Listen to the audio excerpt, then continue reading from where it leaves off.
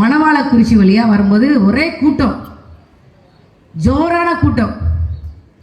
என்னுடைய கணவர் மகிழ்ந்து ஓட்டிட்டு வராரு. ஏதோ பெரிய கூட்டம் போல இருக்கு, மக்கள்லாம் உற்சாகமா இருக்காங்க. சந்திரனி நிப்பாட்டுன்னு சொல்றேன். போனா அது ஒரு டாஸ்மாக் கடை. கன்னியாகுமரி மாவட்ட மக்கள் படித்த மக்கள், கல்வி அறிவில் சிறந்த மக்கள். எப்போ 10th ரிசல்ட் வந்தாலும் 12th ரிசல்ட் வந்தாலும் கன்னியாகுமரி மாணவர்கள் இல்லாம முதல் 10 மாணவர்கள் யாரும் இருக்க மாட்டாங்க. அவ்வளவு அறிவார்ந்த மக்கள் கன்னியாகுமரி மக்கள், கல்வியில் சிறந்த மக்கள். டாஸ்மாக் கடையில கியூல நின்று சரக்கு வாங்கிட்டு இருந்தாங்க. எப்படி இருக்கு பாருங்க. நான் கோயம்புத்தூர்ல இருந்து வரேங்க. கோயம்புத்தூர்ல 1 கிலோமீட்டருக்கு 4 டாஸ்மாக் கடை வச்சிருப்பாங்க. 4 டாஸ்மாக் கடையில மொதுன்னு இருக்கும். ஆனா கியூல நின்று வாங்கிட்டு இருந்தேன். இது ஏன் இப்படி பண்றாங்க? சமீபத்தில் திமுக சார்பாக கன்னியாகுமரியில் ஒரு மாபெரும் கூட்டம் நடந்தது. அந்த கூட்டத்தில் வாழைத்தாரை கட்டி வச்சிருக்கிறாங்க. நம்ம மக்கள்லாம் வாழை மரங்கள்ல இருக்கக்கூடிய தாரை பிச்சு இழுக்கிறாங்க. இது கன்னியாகுமரியில் மட்டும் இல்லை, தமிழ்நாடு முழுக்க திமுக எந்த கூட்டம் போட்டாலும் பழங்களை தோரணங்களாக கட்டி வச்சிருக்கும், வாழை தாரை தோரணங்களாக கட்டி வச்சிருக்கும்.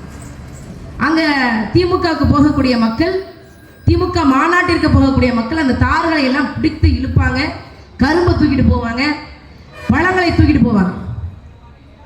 இதை பார்க்கும்போது ஒரு சாதாரண பொதுமக்களாக, நான் நாம் தமிழர் கட்சியா கூட இல்லை, ஒரு பொதுமக்களாக எனக்கு வலிக்கும். ஏன்னா 70 வருஷமா திராவிட மாடல் இருக்குங்கிறீங்க. ஸ்டாலின் ஆட்சி செஞ்சாரு, அதுக்கு முன்னாடி கருணாநிதி ஆட்சி செஞ்சாரு, அதுக்கு முன்னாடி அண்ணாதுரை ஆட்சி செஞ்சாரு, எம்ஜிஆர் ஆட்சி செஞ்சாரு, அம்மையார் ஜெயலலிதா ஆட்சி செஞ்சாங்க.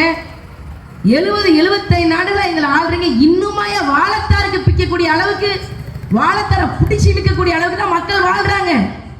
இவர்களுடைய திருட்டு மாடல். நேற்று இதே கன்னியாகுமரி மாவட்டத்தில் குளச்சல் சட்டமன்ற தொகுதி வேட்பாளர் ஆன்சி சோபாராணி அவர்களுடைய பொதுக்கூட்டம் முடிச்சிட்டு 10 மணிக்கு நாங்கள் சாப்பிட போறோம். டாரஸ் வண்டிகள் பேய் மாதிரி போகுது. எமவாகனம் கேள்விப்பட்டிருப்போம்ல, அது கன்னியாகுமரியில் ஓடக்கூடிய, இரவு 10 மணிக்கு மேல ஓடக்கூடிய கனிம வளத்தை கொள்ளையடித்து கேரளாவுக்கு கடத்தி கொண்டு போகக்கூடிய இந்த டாரஸ் வாகனங்கள் தான் யம வாகனங்கள். அவ்வளோ வேகமா ஓடுது. அதுல ஒரு அக்கா, சாலையில இருந்து ஒரு அக்கா சொல்றாங்க, இந்த கன்னியாகுமரியில் இருக்கக்கூடிய அண்ணன் சீலன் அவர்களாக இருக்கட்டும், அண்ணன் புலி அவர்களாக இருக்கட்டும், இவங்க மட்டும் நினைச்சிருந்தா பல ஆண்டுகளுக்கு முன்னாடியே கோடீஸ்வரர்களாக மாறி இருக்கலாம். ஏன்? குவாரிக்காரன் கொட்டி கொடுக்க தயாரா இருக்கிறானா? இவங்க வேண்டான்னு சொல்லிட்டாங்களா? குவாரிக்காரன் கொடுக்கக்கூடிய காசுக்கு ஆசைப்பட்டிருந்தா எதுக்கு நாம் தமிழர் கட்சி உருவாக போகுது? ஏன் நாம் தமிழர் கட்சி அண்ணன் சீனல் அவர்கள் பயணிக்க போறாங்க, அண்ணன் புலி அவர்கள் பயணிக்க போறாங்க? காசா முக்கியம்? கனிம வளம் முக்கியம் இல்லையா? மலை வளம் முக்கியம் இல்லையா? இது எப்பேற்பட்ட மண்? குமரி மண் எப்பேற்பட்ட மண்? 2 நூற்றாண்டுகளாக 1956க்கு முன்னாடி வரைக்கும் திருவிதாங்கூர் சமஸ்தானத்தின் கீழே இருந்தது. சாதி கொடுமைகள், சாதி வன்கொடுமைகள் தலைவிரித்து ஆடிய மண் இது. சாதி வன்கொடுமைகள் தலைவிரித்து ஆடிய மண். தலைக்கு வரி வசூலிச்சாங்க. நீ உயிரோட இருந்தா வரி செலுத்தணும்னு சொன்னிச்சு. பெண்கள் மேலாடை போடக்கூடாதுங்கிற சட்டம். ஆண்கள் முட்டிக்கு மேலதான் ஆடை போட்டுக்கணும், முட்டி கீழே வரக்கூடாது, தலப்பாக கட்டக்கூடாது, சும்மாடுதான் வச்சுக்கணும். அப்படிப்பட்ட சாதி வன்கொடுமைகள் தாண்டவம் ஆடிய ஒரு இடம் இந்த குமரி மண். ஆனா பாருங்க, இன்னைக்கு நம்ம மதம் சார்ந்து, மனோ தங்கராஜ் நம்ம ஆளு கிறிஸ்துவர், கிறிஸ்துவர், அதனால நம்ம வாக்களிக்கிறோம். எம்ஆர் காந்தி பாரதிய ஜனதா கட்சிக்காரர், பாஜக கட்சிக்காரர், பிஜேபி, அதனால இந்துக்கெல்லாம் அவருக்கு போய் வாக்களிக்கிறது, கிறிஸ்துவர்களுக்கு போய் வாக்களிக்கிறது. ஆனா இந்த மண்ணை காக்க வேண்டும், இந்த மண்ணை திருவிதாங்கூர் சமஸ்தானத்திலிருந்து விடுதலை பெற செய்ய வேண்டும் என்று நம்முடைய முன்னோர்கள், இந்த குமரி மண்ணின் தந்தையாக போற்றக்கூடிய ஐயா மார்ஷல் நேசமணியாக இருக்கட்டும், PS மணியாக இருக்கட்டும், 1810ஆம் ஆண்டு மலையாளி எதிர்ப்பு இயக்கம் கண்ட மோசஸ் அவர்களாக இருக்கட்டும், சாலமன் அவர்களாக இருக்கட்டும், மதம் சார்ந்து பிரிந்து கிடக்கவில்லை, மலையாளிகளை எதிர்க்க வேண்டும், சாதியை எதிர்க்க வேண்டும் என்றுதான் இயக்கம் கட்டினார்கள். 1923 குஞ்சன் நாடார் அவர்கள் தமிழர் விடுதலை காங்கிரஸ் என்றுதான் ஆரம்பிச்சாரு. இந்துக்கள் விடுதலை காங்கிரஸ் என்றோ, கிறிஸ்துவர்கள் விடுதலை காங்கிரஸ் என்றோ, இஸ்லாமியர் விடுதலை காங்கிரஸ் என்றோ அவர் ஆரம்பிக்கல. 1945 PS மணி அவர்கள் நாஞ்சில் தமிழர் காங்கிரஸ் என்று ஆரம்பிச்சாங்க. தமிழர் என்ற இன ஓர்மையோடு இருந்தார்கள், தமிழர்களாக எழுந்தார்கள். அதுக்கு அடுத்த ஆண்டு 1946 திருவிதாங்கூர் தமிழ்நாடு காங்கிரஸ் ஆக அதை மாற்றினாங்க. அதற்கு முதல் தலைவராக நத்தானியால் அவர்களை நியமிச்சாங்க. அதுக்கப்புறம் அப்படியே நடக்குது. 47 தேர்தல் நடக்குது. நம்மாள்கள் பெரிய அளவில் தமிழர்கள் பெரிய அளவில் வெற்றி பெற்றாங்க. பட்டன் தாடுப்பிள்ளை மிக மோசமான ஒரு அரசு அடக்குமுறையை ஏவி விட்டார். இங்க மார்த்தாண்டா பகுதி முழுக்க மாணவர் போராட்டம், மாணவர் தன்னெழுச்சியாக வெடிக்கிறாங்க. அந்த போராட்டங்களை முன்னின்று நடத்தியது குமரி தந்தை மார்ஷல் நேசமணி. நீங்க சொன்னா நம்ப மாட்டீங்க. இங்க இருக்கக்கூடிய திருவட்டாறு காவல் நிலையமாக இருக்கட்டும், புதுக்கடை காவல் நிலையமாக இருக்கட்டும், குளித்துறை காவல் நிலையமாக இருக்கட்டும், எல்லா காவல் நிலையங்களும் மாணவர்களால் போராட்டக்காரர்கள் நிரம்பி வழிந்தது. எதற்காக? சாதி வன்கொடுமை செய்யக்கூடிய இந்த திருவிதாங்கூர் மலையாளி அரசை எதிர்த்து தமிழர்கள் போராடினார்கள். சாதி கடந்து மதம் கடந்து போராடினார்கள். காவல்துறையின் வன்கொடுமைக்கு ஆளானார்கள். அதுல இறந்து போனது குஞ்சன் நாடார் அவர்கள். அடுத்து 50 ஆண்டுகள் கழித்து, 70 ஆண்டுகள் கழித்து அப்படி ஒரு தேவை இந்த மண்ணுக்கு இருக்கு. ஏன் சொல்லுங்களேன்? அவ்வளவு கஷ்டப்பட்டு இந்த குமரி மண்ணை தாய் தமிழகத்தோடு இணைத்தவர்கள் நம்முடைய முன்னவர்கள், போராட்டக்காரர்கள், போராளிகள். அவர்கள் சாதியாக மதமாக பிரியவில்லை. தமிழர்கள் என்ற ஒற்றை நோக்கத்தோடு ஒன்றிணைந்து வேலை செய்தார்கள். அதனால அவர்களுக்கு கிடைத்தது. நீங்க வட எல்லை போராட்டம் கூட திருப்பதியை நம்ம விட்டுட்டோம், திருத்தணி மட்டும் தான் நமக்கு இருக்கு. ஆனா ஒட்டுமொத்தமாக குமரியை கொத்தோடு தமிழ்நாட்டோடு இணைத்தது நம்முடைய மார்ஷல் நேசமணி அவர்கள், குஞ்சன் நாடார் அவர்கள். உயிரை இழந்தாலும் தமிழ்நாட்டிற்கு குமரி மண்ணை தந்தவர்கள் அவர்கள். இதெல்லாம் நாம ஏன் பேசணும்? நம்ம வரலாறு நமக்கு தெரிஞ்சாதான் நம்மளுடைய எதிர்காலத்தை நாம் திட்டமிடவே முடியும். இந்த வரலாறை நாம் தமிழர் கட்சியை தவிர பாஜக மேட, காங்கிரஸ் மேட, திமுக மேட, அதிமுக மேட எதிரையும் நீங்கள் கேட்க முடியாது. காரணம் என்ன? நம்ம வடசேரியில, நாகர்கோவில் பக்கத்தில் இருக்கக்கூடிய வடசேரியில நம்ம நாஞ்சில் நாட்டு தமிழர்கள் எல்லாம் ஒன்று கூடி ஒரு தீர்மானம் போடுகிறார்கள். அதை சிவான்கூர் மேனுவல் என்ற நூல்ல பதிவு செஞ்சிருக்கிறாங்க. என்ன பதிவு செஞ்சிருக்காங்க? திருவிதாங்கூர் மன்னருக்கு வேலை செய்யக்கூடிய தமிழர்கள் நாஞ்சில் நாட்டு மக்களுக்கு துரோகிகளாக கருதப்படுவார்கள் என்று பல நூற்றாண்டுக்கு முன்னாடி, கிட்டத்தட்ட 2 நூற்றாண்டுக்கு முன்னாடி எழுதி வைத்து போனார்கள். அவர் யாரை சொல்றாங்க தெரியுமா? அந்த காலத்துல திருவிதாங்கூர் மன்னனுக்கு அடிமை சேவகம் செய்த தமிழர்களை பத்தி மட்டும் சொல்லல. இன்னைக்கு இந்த கன்னியாகுமரி மாவட்டத்தில் இருக்கக்கூடிய 6 எம்எல்ஏக்கள், ஒரு எம்பிக்களும் நாஞ்சில் நாட்டு தமிழர்களுக்கு துரோகிகள் என்று வடசேரியில பதிவு செஞ்சுட்டு போயிருக்காங்க. கண் முன்னே கனிம வளங்கள் கொள்ளையடிப்பதை பாதுகாத்துக் கொண்டிருக்கிறார்கள். தனக்கு அதிகாரம் இருக்கு, அரசு அதிகாரம் இருக்கு, எல்லாம் இருக்கு. இருந்தாலும் ஒரு ஆண்டுக்கு ஒரு நாள் இரவுக்கு நான் பார்க்கிறேன், என் கண் முன்னாலே பல நூற்றுக்கணக்கான தாரஸ் வாகனங்கள் கடந்து போகுது. அதை எங்களுடைய வாகனங்கள் எல்லாம் நாம் தமிழர் கட்சியின் புலிக்கொடி இருக்கு. புலிக்கொடியை பார்த்தாலே 10 அடிக்கு பறந்து போறான். 20 கிலோமீட்டர்ல போறோம், பார்த்தோம் 50 கிலோமீட்டர் ஸ்பீட் எடுக்கிறான். காரணம் என்ன? வந்தா மறிச்சா இவனோட ஏழரை ஆரம்பிச்சிருவான்டா பயந்து ஓடுறான். சாதாரண புலிக்கொடிக்கு இந்த புலிக்கொடியை போத்திட்டு 14ஆம் சட்டமன்ற தொகுதியில எம்எல்ஏ வகை எங்கள் அண்ணன் சீலன் அவர்கள் இருந்தால் டாரஸ் வண்டி இங்க ஓடுமா? கனிமவள கொள்ளை இங்க நடக்குமா? நாங்க ஆட்சி அதிகாரத்தை கோருவது எதற்காக? மார்ஷல் நேசமணியை போல, குஞ்சன் நாடார் அவர்களை போல, PS மணி அவர்களை போல நாம் தமிழர் கட்சி பிள்ளைகள் இந்த மண்ணினுடைய அதிகாரத்தை கோருவது எதற்காக? நாங்கள் வளர்ச்சி திட்டங்களை கொடுப்பதற்காக வரவில்லை. இங்கே மக்கள் வாழ்வதற்கான அடிப்படை உரிமைகளை உறுதி செய்வதற்காக நாம் தமிழர் கட்சி அதிகாரத்தை நோக்கி ஓடிக்கொண்டிருக்கிறது. தண்ணி இருக்கா? குடிக்கிறதுக்கு சுத்தமான காற்று இருக்கா? இங்க பக்கத்துல மணவாளக்குறிச்சி இருக்கு. இந்திய அருமணல் கழகம் கடல்ல இருந்து 1.5 கிலோமீட்டருக்குனா கனிம வளத்தை தோண்டி எடுப்பேன்னு சொல்லி நிக்குது. கிட்டத்தட்ட 1000 ஏக்கருக்கு மேல நான் தோண்டி எடுக்க போறேன் கொக்கெடுத்து நிக்குது. தமிழ்நாட்டு டாடி மு.க. ஸ்டாலின் இந்த திட்டத்தை எதிர்த்து நிப்பாரா?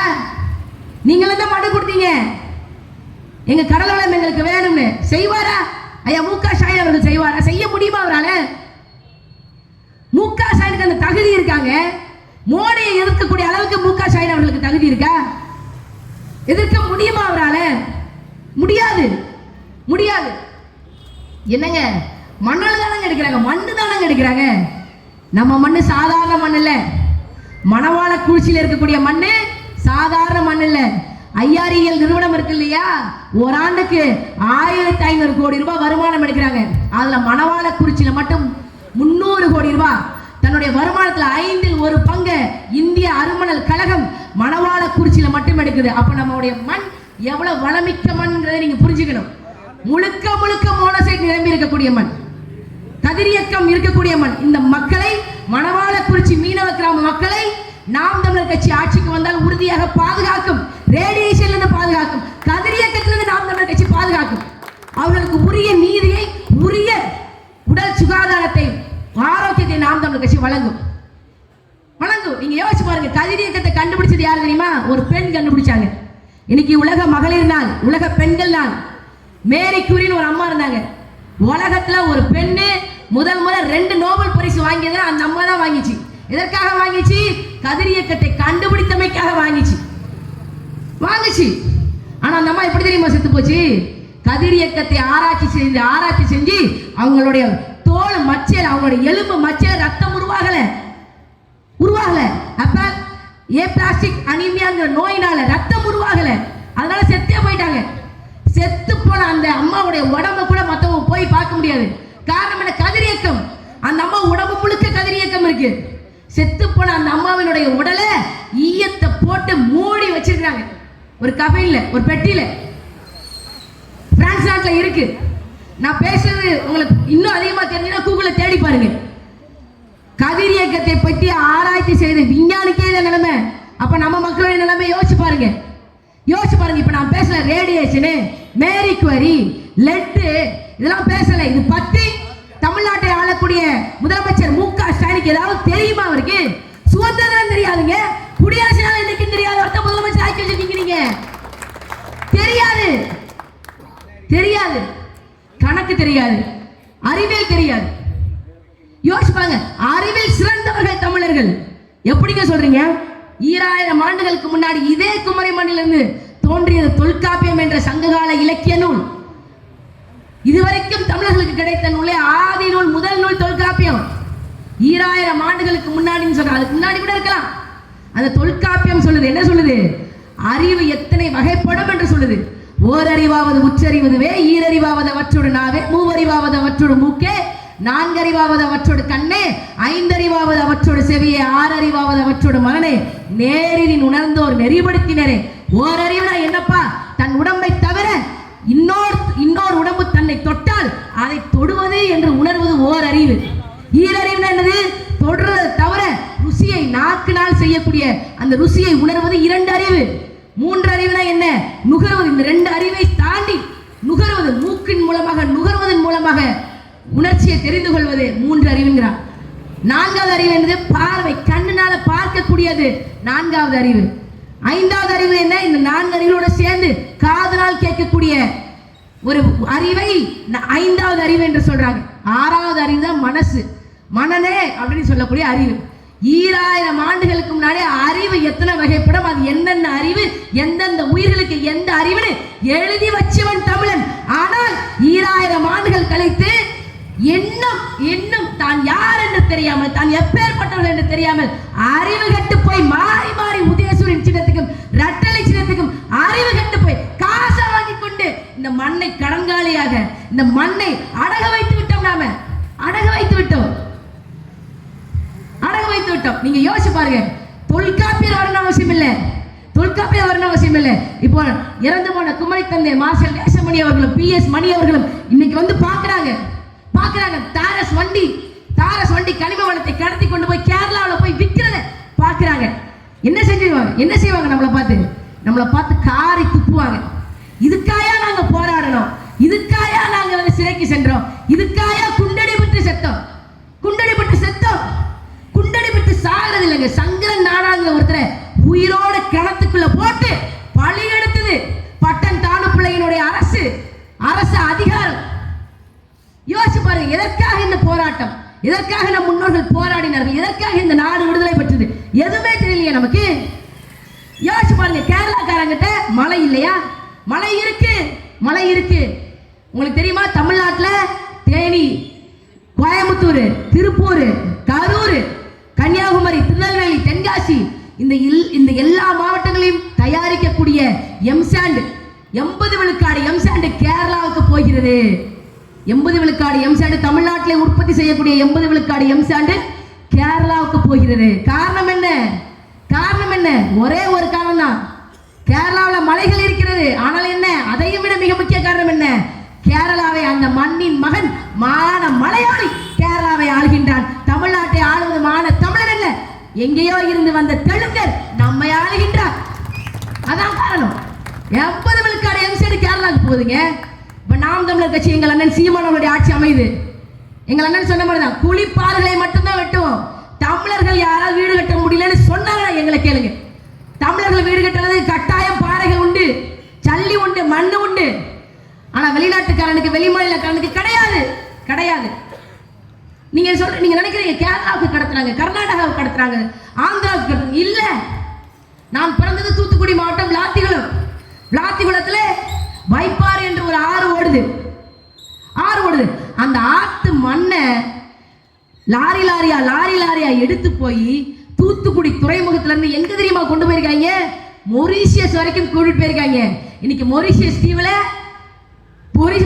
தீவு சுற்றுலாவில் நம்பர் 1 இருக்குது. ஸ்பா இருக்கு, ஹோட்டல் வச்சிருக்கான், சுற்றுலா தலங்கள் வச்சிருக்கான். எல்லா மொரீஷியஸ் தீவினுடைய சுற்றுலா தலங்கள் நான் பிறந்த மண், விளாத்திகுளத்தின் வைப்பாட்டிலே கட்டப்பட்ட மண் என்று படிக்கும் போது எனக்கு ரத்தம் துடிக்குது. நான் சின்ன பிள்ளை, 1990ல பிறந்த, என்னால் அதை கட்டுப்படுத்த முடியல. இன்னைக்கும் தாரஸ் வண்டி ஓடி போகுது. நம்மளால என்ன செய்ய முடியும்? சாதாரண ஜனம், பொதுமக்கள் நாம் என்ன செய்ய முடியும்? செய்ய முடியாது. நீங்கள் நம்முடைய துன்பங்களுக்கு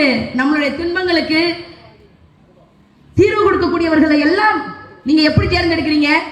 அமெரிக்காவினுடைய அதிபர் ரொனால்ட் ரீகன் சொன்னார், government is not the solution, government is the problem. Government தான் உன் பிரச்சனை, கவர்மெண்ட் தான் உன் பிரச்சனையை தீர்க்காதுன்னு சொல்றாரு. அதே தான் நாமளும் சொல்றோம். நாம ஒரு பிரச்சனையை பார்க்கிறோம், கனிம வள கொள்ளையை பார்க்கிறோம். அந்த பிரச்சனையை அரசாங்கம் தான் செய்யுது, திமுக தான் செய்யுது. கடந்த ஒரு 2-3 நாட்களுக்கு முன்னாடி நான் ஒரு டிடி தமிழ் விவாத நிகழ்ச்சியில் நான் போய் கலந்துக்கிறேன். நாம் தமிழர் கட்சி சார்பாக நான் போய் கலந்துக்கிறேன். திமுக சார்பாக ராஜீவ் காந்தின்னு சொல்லி மாணவர் அணி பொறுப்பாளர், திமுக மாணவர் அணி பொறுப்பாளர் ஒருத்தர் கலந்துக்கிறார். அவர் என்ன தெரியுமா பேசினாரு? ஏங்க, நீங்க எப்படிங்க டிடி தமிழ் மாத்தலாம்? இது பொதிகையில தானே இருந்தது, பொதிகை டிவி எப்படிங்க நீங்க டிடி தமிழ் நீங்க மாத்துவீங்க? இதை நான் வன்மையா கண்டிக்கிறேன், நான் இதை பொதிகை டிவின்னு தான் சொல்லுவேன் அப்படின்னாரு. அவர் முதல்ல பேசிட்டாரு. அடுத்து நான் பேசுறேன். ஆனா ராஜீவ்காந்தி அவர்களே, நீங்க பொதிகை டிவியை டிடி தமிழ்ல மாத்துறதுக்கே இப்படி பொங்குறீங்களே, அங்க திருநெல்வேலி, தென்காசி, கன்னியாகுமரி மாவட்டங்களில் பொதிகை மலையவே எடுத்து விற்கிறாங்களே, நீங்க பொங்குறீங்களா? உங்க எம்எல்ஏக்கள், உங்கள் அமைச்சர் பெருமக்கள் பொங்குறாங்களா? பொங்கலையே அப்படின்னு பேச்செல்லாம் கால தேடுதான் ஊத்துவாங்க.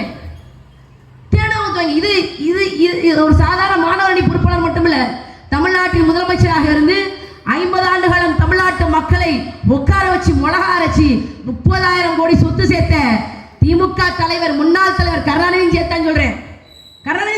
நான் சொல்லப்பா 30,000 கோடி சொத்து சேர்த்திருக்காருன்னு அவங்க அமைச்சரவையில் இருக்கக்கூடிய அமைச்சர் சொன்ன தகவல் உண்மையா தான் இருக்கும், கட்டாயம் உண்மையா தான் இருக்கும். அவருங்க உங்களுக்கு அவரை பார்த்தாலே ஒரு பாட்டு வரும், கள்ள குடி கொண்ட கருணாநிதி வாழ்கவே அப்படின்னு ஒரு பாட்டு போடுவாங்க. இந்த பாட்டுக்கு பின்னாடி ஒரு வரலாறு இருக்கு. என்ன வரலாறு அப்படின்னா, கள்ளக்குடின்னு ஒரு ஊருங்க, அரியலூர் மாவட்டத்தில். அந்த அரியலூர் மாவட்டத்தில் 1950 ஒரு பீகார்காரன் ராமகிருஷ்ணா டால்மியா அப்படின்னு சொல்லி ஒரு பீகார்காரன் ஒரு சிமெண்ட் ஃபேக்டரி வைக்கிறான். வைக்கும்போது அந்த கள்ளக்குடி என்ற ஊரை டால்மியாபுரம்னு மாத்துறான். மாத்த உடனே இவர் தான் தமிழ் ஆர்வலர்ல, தமிழ் காவலர்ல, தமிழின காவலர்ல பொங்கி எழுதுறாரு. அந்த வழியா வரக்கூடிய ட்ரெயின் ட்ராக்ல தலையை வச்சு படுத்துட்டாரு. தலையை வச்சு படுத்துட்டு இந்த டால்மியாபுரம் என்ற ஊர் பேரை கள்ளக்குடின்னு மாத்துருங்க, இது தப்புங்க அப்படின்னு சொல்லி பொங்குறாரு. தமிழ்நாடு முழுக்க 50 வருஷமா சும்மா திமுக பாட்டுனாலே கள்ளக்குடி கொண்ட கருணாநிதி தான். இப்ப சமீபத்துல என் தம்பி புகழேந்தின்னு ஒரு பையன் நாம் தமிழர் கட்சியினுடைய அரியலூர் சட்டமன்ற தொகுதி வேட்பாளராக போறாப்புல. அவருக்கு நான் அறிமுக கூட்டம் நடத்தி வைக்கிறேன். எப்ப இந்த மாதிரி வந்து கருணாநிதி டால்மியாபுரத்தை கள்ளக்குடின்னு மாத்தணும்னு சொன்னாரு. இப்ப இந்த டால்மியாபுரம் பேரு போயிடுச்சா, கள்ளக்குடிங்கிற ஊர் வந்துருச்சா, பேரை மாத்திட்டாங்களான்னு கேட்டா, ஏங்க நீங்க என்னங்க பேசுறீங்க, எங்களுக்கு கள்ளக்குடியே தெரியாதுங்க, எங்களுக்கு டால்மியாபுரம் தாங்க தெரியும் அப்படின்ட்டாங்க.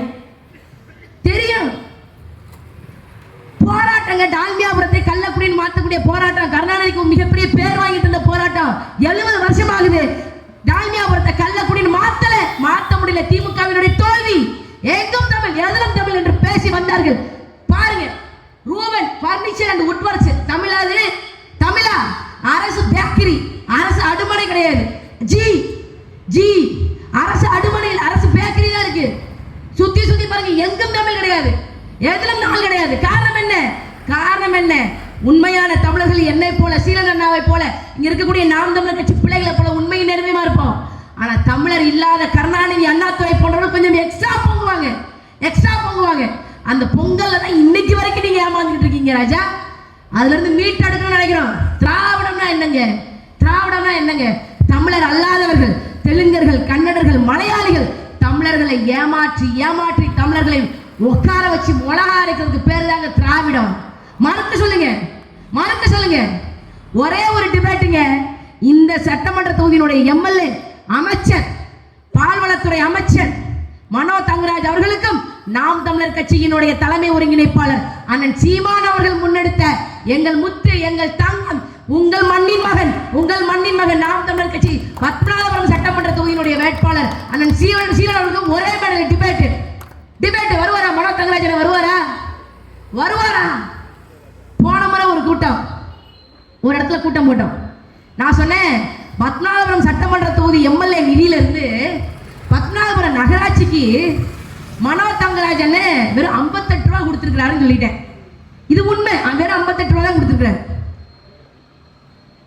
சரி, அதுக்கப்புறம் அவர் என்னங்க பண்ணிருக்காரு அப்படின்னு சொல்லி பார்த்து பேசினா, அண்ணன் சொன்னாங்க அவங்க ரொம்ப ட்ரோல் பண்றாங்க, நாங்க 58 ரூபாய் கொடுக்கல, நாங்க நிறைய கொடுத்திருக்கோம். அப்ப காமி, நீ எம்எல்ஏ லோக்கல் ஏரியா டெவலப்மெண்ட் ஸ்கீமுங்க, ஒரு தொகுதிக்கு ஒரு எம்எல்ஏக்கு ஒரு ஆண்டுக்கு பத்மநாபபுரம் சட்டமன்ற தொகுதி மக்களுக்கு மட்டும் ஒரு ஆண்டுக்கு 3 கோடி ரூபாய் வரும். 3 கோடி ரூபாயை மனோ தங்கராஜ் அவர்கள் எதிர்க்கலாம் செலவழிச்சார் என்கின்ற வெள்ளை அறிக்கை எனக்கு கொடுக்க வேணாம், மக்களுக்கு கொடுங்க. முடியுமா? முடியாது. ஏன் பத்மநாபபுரம் நகராட்சிக்கே வெறும் 58 ரூபாய் தான் கொடுக்குறீங்க. நான் கேட்கிறேன், அண்ணன் மனோ தங்கராஜ் அவர்களே, நீங்க எந்த மனநிலையில 58 ரூபாய் கொடுத்தீங்க? இந்த 58 ரூபாயை வச்சு நாங்க ஒரு 3 பேர் டீ குடிக்க முடியுமா? நீங்க தான் பால்வளத்துறை அமைச்சர், பால்வளை வேற உயர்த்தி விட்டீங்க. நல்ல டீ 20 ரூபாய் கிடைக்கும். 3 பேர் டீ குடிச்சால் 2 ரூபாய் கம்மியாகுது. என்ன நீ இப்படி பண்ற? என்னம்மா நீங்க இப்படி பண்றீங்களேம்மா? நல்லாட்சி தரேன்னு சொல்லிட்டே நொல்லாட்சின்னு சொல்றீங்களே, என்னம்மா இது? நீங்க ஒரே ஒரு கேள்விதான் நான் கேட்கணும்னு அவசியம் இல்லை, இங்க இருக்கக்கூடிய மக்கள் கேளுங்க. ஐயா மனோ தங்கராஜ் அவர்களே, உங்களுக்கு நாங்க ஓட்டு போட்டோம். 5 வருஷம் ஒரு எம்எல்ஏக்கு ஒரு ஆண்டுக்கு ஒரு தொகுதிக்கு 3 கோடி ரூபாய் நிதி வரும். அந்த 3 கோடி ரூபாயை செலவழிச்சதுக்கு அப்புறம் அரசாங்கம் டிஸ்கிரிஷனரி ஃபண்டாக 1 கோடி தரும். மொத்தம் 4 கோடி ரூபாய் ஒரு சட்டமன்ற தொகுதிக்கு. அப்ப அந்த 5 ஆண்டுகள்ல 4 × 5 போட்டு பாருங்க, 20 கோடி ரூபாய். 20 கோடி ரூபாயை அண்ணன் மனோ தங்கராஜ் அவர்கள் பத்மநாபபுரம் சட்டமன்ற தொகுதியில எதற்கெல்லாம் செலவழித்தார் என்று சொல்ல முடியுமா? இந்த முறை தேர்தலில் மனோ தங்கராஜ் அவர்கள் இதற்கு பதில் சொல்லணும். எங்களுக்கு வர வேண்டிய 20 கோடி ரூபாய் நிதியை நீங்க எதற்கு செலவழித்தீர்கள் என்று சொல்ல முடியுமா? பேச முடியுமா? அண்ணன் மனோ தங்கராஜ் அவர்கள் பேசுவாரா? இந்த முறை திமுக காரங்க என்ன பேசுவாங்க? 5000 ரூபாய் காசு வந்துருச்சா, இந்த முறை 1000 ரூபாய் போட்டோம், அடுத்த முறை 2000 ரூபாய் போடுவோம். எதுக்கு போடுவோம்? உங்க புருஷனெல்லாம் குடிக்க வச்சு சாகடிச்சிட்டோம், நீங்க அதை மறக்கணும், அதுக்காக நாங்க 2000 ரூபாய் போடுவோம். கோடைக்கால நிதி, சிறப்பு நிதி 5000 ரூபாய். இந்த கோடைக்காலம் 2026 மட்டும்தான் வருதா? 2025 கோடைக்காலம் வரலையா? 2024 வரலையா? வந்துச்சு. தேர்தலுக்காக இந்த திமுக அரசு, இந்த ஸ்டாலின் அரசு பெண்களை எவ்வளவு கிள்ளுக்கிறையாக நினைக்குதுன்னு பாருங்க. இந்த மக்கள் இந்த மகளிர் உரிமை தொகைக்காக மட்டும் கிட்டத்தட்ட 38,000 கோடி ரூபாய் இந்த திமுக அரசு செலவழிச்சிருக்கு. 38,000 கோடி ரூபாய். 38,000 கோடி ரூபாய் இருந்தா எத்தனை பள்ளிக்கூடங்களை தரம் உயர்த்திருக்கலாம், எத்தனை அரசு மருத்துவமனைகளை தரம் உயர்த்திருக்கலாம், எத்தனை சாலைகளை சிறப்பாக போட்டிருக்கலாம், எத்தனை சாலைகளை சிறப்பாக போட்டிருக்கலாம், என்னென்ன வளர்ச்சி திட்டங்களை கொண்டு வந்திருக்கலாம். இதையுமே செய்யாது. காரணம் என்ன? காசு. காசு. இந்தியா விடுதலை பெற்ற 75 ஆண்டுகளை தமிழ்நாடு அரசு 75 ஆண்டுகளாக வாங்கிய கடன் 4 லட்சம் கோடி. இவங்க வந்த 5 ஆண்டு கால திராவிட மாடல் ஆட்சியில 5 வருஷத்துல 5 லட்சம் கோடிக்கு மேல கடன். நாம் தமிழர் கட்சி பிள்ளைகள் நாங்க கேட்கிறோம், 5 வருஷத்துல 5 லட்சம் கோடி கடன் வாங்கியிருக்கேன், அதுக்கு வெள்ளை அறிக்கை கொடு. 5 லட்சம் கோடிய மக்கள் திட்டங்கள் எதற்காக நீ செயல்படுத்தியிருக்கிறாய் என்பதை சொல்லு. சொல்ல முடியல. லஞ்ச லாவணியம் திமுக காரர்கள் கொண்டு கேட்கிறேன். இந்த சட்டமன்ற தொகுதியினுடைய எம்எல்ஏ அமைச்சர் மனோ தங்கராஜ் அவர்களுக்கு ஒரு கேள்வி கேட்கிறேன். இந்த தேர்தலை மட்டும் நீங்க நல்லாட்சி கொடுப்பது உண்மை என்றால், திமுக அரசு திராவிட மாடல் அரசு நல்லாட்சி கொடுக்கிறது தமிழ்நாட்டு மக்களுக்கு அப்படி நீங்க சொல்றது உண்மையா இருந்தா, இந்த 2026 சட்டமன்ற தேர்தலில் வாக்குக்கு ஒத்த பைசா கொடுக்காம இந்த தேர்தலை சந்திக்க நீங்க தயாரா? உங்களால சந்திக்க முடியுமா? வாக்கு காசு கொடுக்காம எங்களால முடியும். கேட்டா சொல்லுங்க, நாம் தமிழர் கட்சிக்காரங்க வெறும் பயல்கள், வெறும் கரண்டியை எப்படி வேணாலும் மாற்றலாம். நாங்கள் கரண்டியில் வெண்ணையோடு இருக்கிறோம், நாங்கள் பார்த்து சூதானமாகத்தான் செய்ய வேண்டும். நாங்கள் வெறும் பயல்கள் தான். நாம் தமிழர் கட்சிக்காரங்க காசு இல்லப்பா, காசே இல்லை. வெறும் காசு இல்லாம கருத்தை மட்டும் வச்சு தேர்தலுக்கு வந்த 8 ஆண்டுகள், வெறும் 8 ஆண்டுகள்ல தமிழர் நலங்களை, தமிழ்நாட்டு வளங்களை கொள்ளையடித்து உண்டு கொடுக்கக்கூடிய தேசிய கட்சி திராவிட கட்சி எது கூடயும் கூட்டணி கிடையாது. திமுக, அதிமுக, பாஜக, காங்கிரஸ் எது கூடயும் கூட்டணி இல்லாம 8 ஆண்டுகள்ல 8.22 விழுக்காடு வாக்கெடுத்து இந்திய தேர்தல் ஆணையத்தால் அங்கீகரிக்கப்பட்ட மாநில கட்சியாக மாறி இருக்கும். உறுதியாக இந்த முறை சட்டமன்றத்துக்குள்ள நாம் தமிழர் கட்சி போகும், வெல்லும், உறுதியாக வெல்லும். அண்ணா சொன்னாங்க 13,899 வாக்குகள் எடுத்திருக்கோம். மக்கள் நம்ம தான் வரணும். இந்த தொகுதிக்கு சீலன் தான் எம்எல்ஏ நினைச்சா 87,000 வாக்குகள் 1 லட்சம் வாக்குகள் கூட போட்டு வெல்ல வைப்பாங்க. நாம தான் வரணும் நினைச்சா போதும். வெறும் கருத்து தான், ஒண்ணுமில்லாதவங்க தான். உலக வரலாற்றை முழுக்க எடுத்து பாருங்களேன் அன்பார்ந்த தாய் தமிழ் சொந்தங்களே. ஒண்ணுமில்லாதவன் உலக வல்லாதிக்கமாவதுதான் உலகத்தின் வரலாறு. நீங்க நம்பல. நெப்போலியன் போனாப்ரைட் என்ற ஒரு மாவீரன் இருந்தான். பிரெஞ்சு நாட்டில் நெப்போலியன் போனாப்ரைட் என்ற ஒரு மாவீரன் இருந்தான். அவன் யாரு? சர்வாதிகாரி. எப்போ? வாழ்க்கையின் இறுதியில, வாழ்க்கையின் ஆரம்பத்துல. அவன் பிரான்ஸ் நாட்டுக்காரன் கூட கிடையாது. பிரான்ஸ் நாட்டுக்கு பக்கத்தில் இருக்கக்கூடிய கார்சிகா என்கின்ற சின்னஞ்சிறு தீவுல பிறந்த ஒரு மகன். மிலிட்டரி ஸ்கூல்ல சேரணும் அப்படிங்கிறதுக்காக பிரான்ஸ் நாட்டுக்கு வர்றான். மிலிட்டரி ஸ்கூல்ல சேர்றான், படிக்கிறான், திட்டத்தை போடுறான், வகுக்கிறான், வெதிரி அடிக்கிறான். சாதாரண சிப்பாயாக பிரெஞ்சு படையில சேர்ந்தவன் நெப்போலியன் போனாப்ரைட்.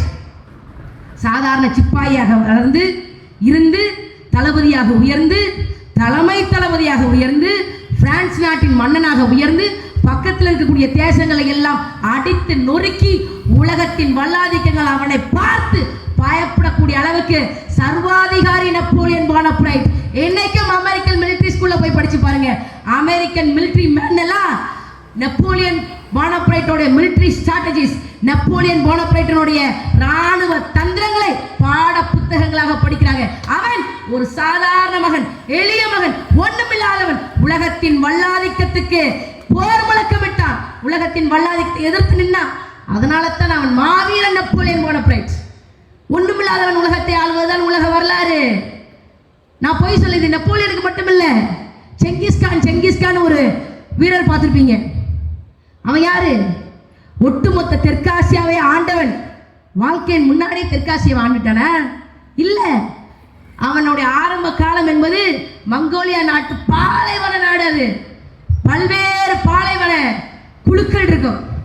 அந்த பாலைவன நிலக்குழுக்கள்ல பல்வேறு பாலைவன நிலக்குழுல ஒரு பாலைவன நிலக்குழுவின் தலைவர் மகன் செங்கிஸ்கான். அவன் படையெடுத்து போனான். ஒரு சுவாரஸ்யமான விஷயம் என்னன்னா, அவன் ஒரு 15-16 வயசுல தனக்கு சொந்தமான ஒரு பெண்ணை கல்யாணம் பண்றதுக்கு விருப்பப்படுறான்.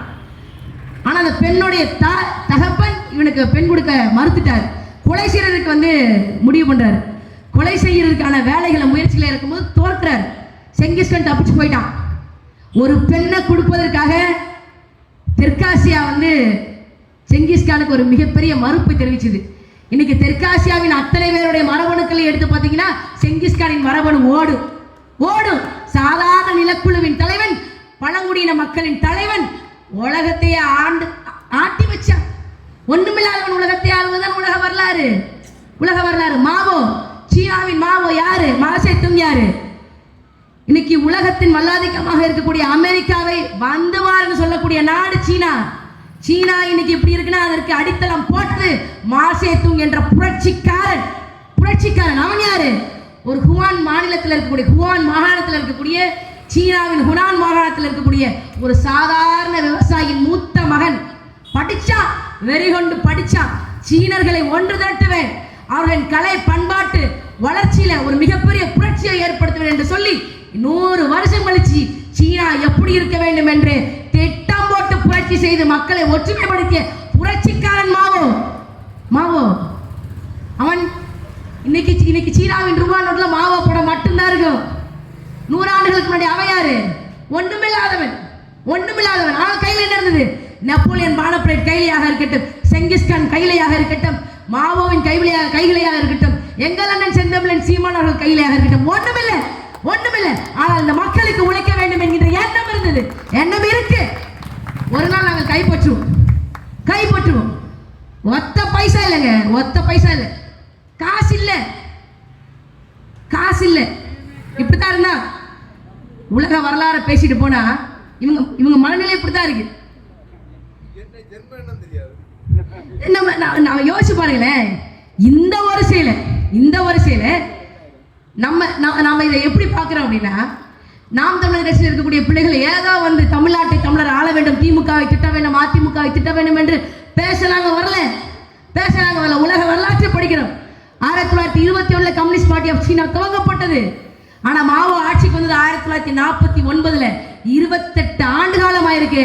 புரட்சியாளர் மாவோக்கு தன் நாட்டு மக்களை எல்லாத்தையும் ஒற்றுமைப்படுத்துவதற்கு, கலை பண்பாட்டு தளங்கள்ல மக்களை ஒற்றுமைப்படுத்துவதற்கு மாவோக்கு 28 ஆண்டு காலம் பிடித்திருக்கு.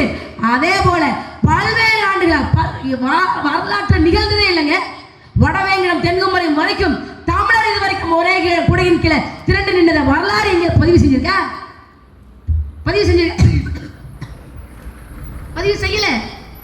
வரலாற்றை தமிழர்கள் ஒற்றுமையாக இருந்ததில்லை. சோழனுக்கு மும்முடி சோழன் என்று பெயர் இருக்கும். சேர நாட்டின் சோழர்கள் ஆண்டார்கள், பாண்டிய நாட்டை சோழர்கள் ஆண்டார்கள் என்று இருக்கும். ஆனா அவர்கள் அந்த நாட்டின் மக்கள், பாண்டிய நாட்டு மக்கள், சேர நாட்டு மக்கள் சோழ நாட்டு மன்னனுடைய வாளுக்கு பயந்து இருந்தார்களே தவிர மனதார இல்லை. இன்னைக்கு நம்ம கிட்ட வடவேங்கடம் இல்ல, நம்ம கிட்ட தமிழ்நாட்டில் இல்ல. கொடுத்துட்டான். திராவிட மாயையில் தமிழர்கள் ஒற்றுமை இழந்து வடவேங்கடத்தை விட்டுட்டோம். இன்னைக்கு பாருங்க, திருவள்ளூர்ல இருந்து கன்னியாகுமரி வரைக்கும் இருக்கக்கூடிய 38 மாவட்டங்கள்ல இருக்கக்கூடிய அத்தனை தமிழர்களையும் சாதி கடந்து, மதம் கடந்து நாம் தமிழர் கட்சி, எங்கள் அண்ணன் செந்தமிழன் சீமான் அவர்கள் ஒற்றுமையாக இணைத்திருக்கிறார். சாட்சி பிப்ரவரி 21 திருச்சியிலே நடந்த மாற்றத்திற்கான மக்களின் மாநாடு.